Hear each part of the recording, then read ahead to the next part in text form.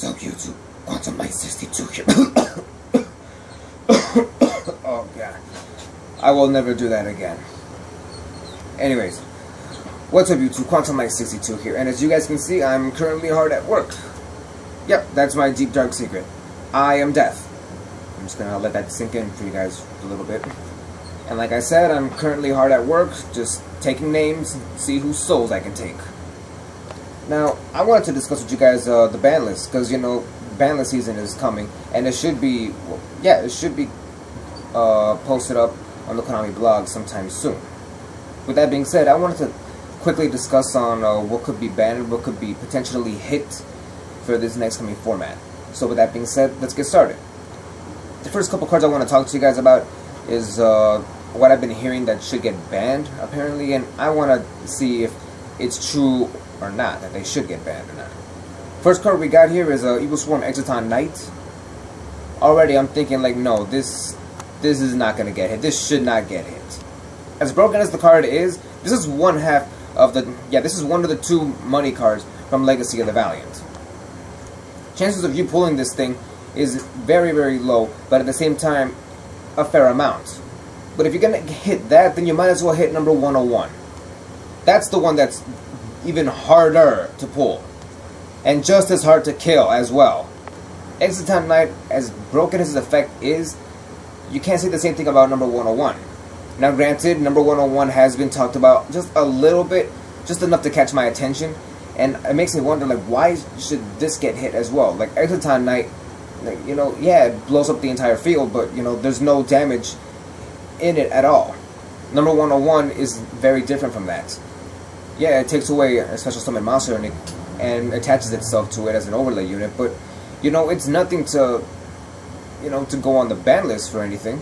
The only time you'll ever see these cards see that much play, or a whole lot of play, if you cannot afford to, you know, pull them out of the pack, you only see them on DN or Death Pro.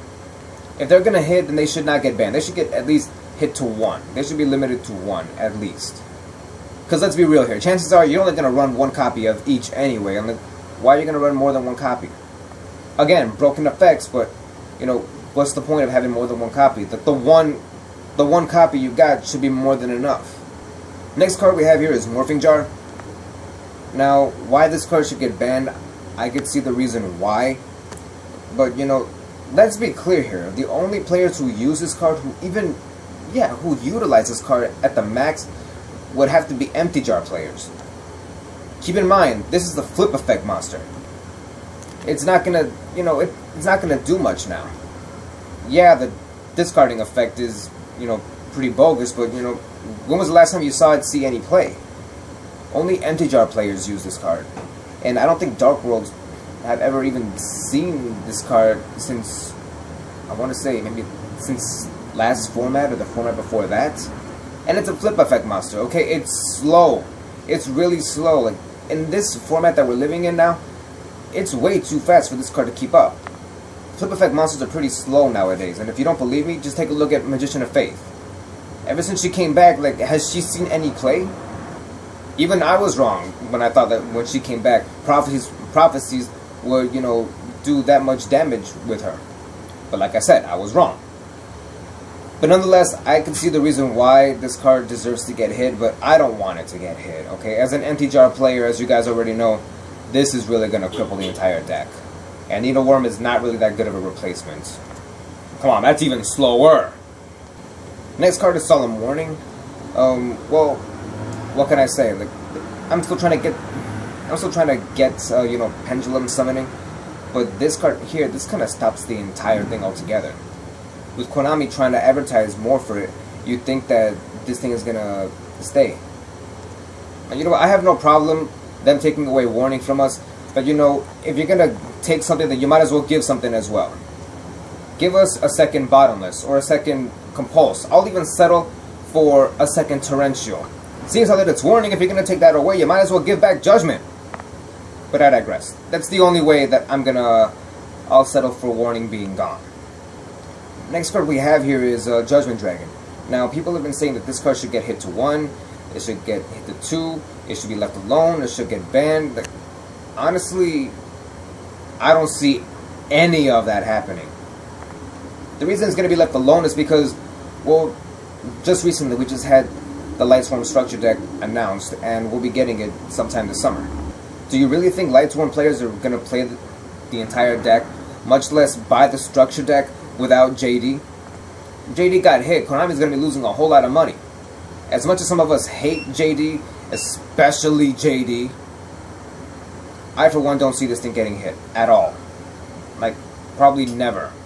Maybe after the structure deck comes out and people start, getting the hang of it. But until then, I think it should just be left alone. Going on to the limited section, first we have D-Mock. Now I've seen Nimnim's video and his little take on it, and honestly, I'm gonna agree and disagree with him. I agree with the fact that it's not as good as it used to be, because we said the same thing about Magician of Fate. Like, I said the same thing about Magician of Fate, and I'll admit that. And I, like everyone else who's saying that this should stay banned, prophecies are gonna profit off of it. But given how they work, I don't think it's gonna happen with him at all anytime soon. Anyway, in order to pull off D-Mock's effect, he's got to be summoned, and normal summoning him is gonna be pretty hard. I mean, who the hell tributes nowadays except for Monarch players, But at the same time, that's the same reason why I'm going to have to disagree. With one of their spellbooks hit already to 1, they're going to be pretty desperate enough to, use D-Mock. I mean, they're going to need to recycle. I mean, that's what every deck needs nowadays. Since Avarice is definitely not coming back, every deck needs a recycle. And yes, even Prophecies deserve one, even though they have, like, countless as well as Mermails. But that's beside the point. I'm borderline on D-Mock, so I'm just going to leave it as is. Next here we have Card D. Why should this thing get limited? You will normal summon him, and after sending him to the graveyard, you draw 2 cards. That's it. I mean, it's not Pot of Greed or anything. Like, this thing is perfectly balanced. Yeah, you're drawing 2 cards, but at the cost of your normal summon. Once you do that, then your turn is over. Only way you can get away with that is with whatever back row you got in your hand. Yeah, card can, be a little abusive sometimes, but at the same time, like, it's still balanced. Honestly, in my thoughts, if that were the case, then we should just leave it at 2. Let's just semi it, Moving on, we have Big Eye and Dracosack. Like, if we're gonna limit one, limit the other, okay? Like, D-rulers are now a thing of the past. Yeah, there's Heraldic rulers and Mythic rulers, but, still. Anyone else had enough of the Dragon Rulers still haunting the format? I mean, we already survived that. And, do you really want to go back to that again? Especially when I'm hearing thoughts of them limiting the babies and just keeping the adults limited as well. But no. No. However, if they do manage to hit Big Eye, then there could be a good chance that Goyo Guardian might come back. But I could be wrong. As for Dracosack, like, I don't think it deserves to get hit at all. Maybe semi at the most, but even I'm iffy on that. But like I said, if you're gonna hit Big Eye, then you might as well hit Dracosack as well. I mean, if they banned it like they were trying to do the same thing with Morphing Jar, then somebody's gonna pay. Moving on with Upstart. Like, yeah, we know. Honestly, I'm not even gonna bring up Reckless into this. I really don't want to bring it into this, so I'm just gonna stick with Upstart. But if that thing gets hit, then you know who to blame.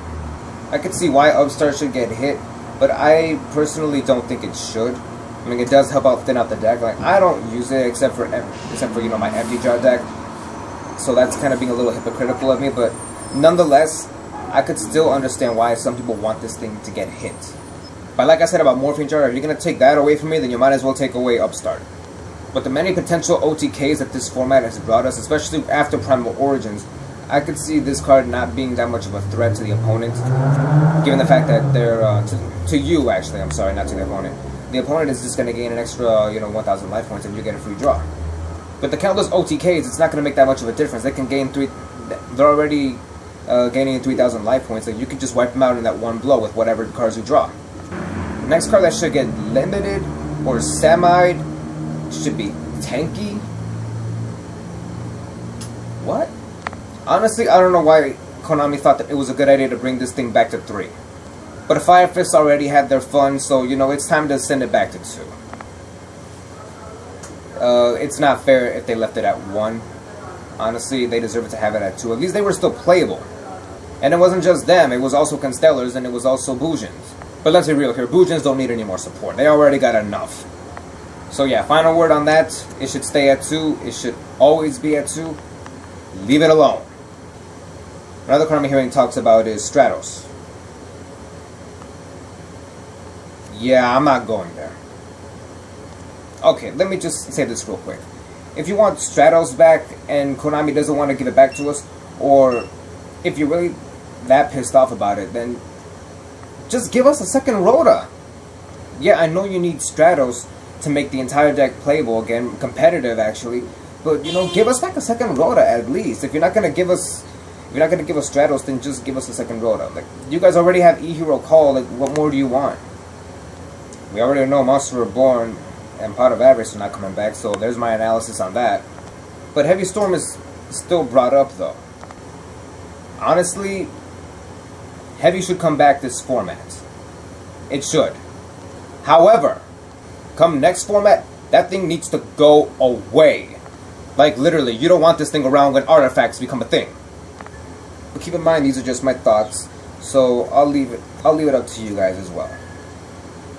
Probably by the time this video is uploaded, maybe the ban list will be out, and of course I'll be wrong, but nonetheless, these are just my thoughts, opinions from what I've seen and from what I can think of. There should be more maybe, but you know, feel free to leave a comment down below. Thanks for watching, guys. Go ahead, give this video a like, comment, subscribe, share it, and I'll see you guys in the next video. It's QuantumLight62, and it's lights out.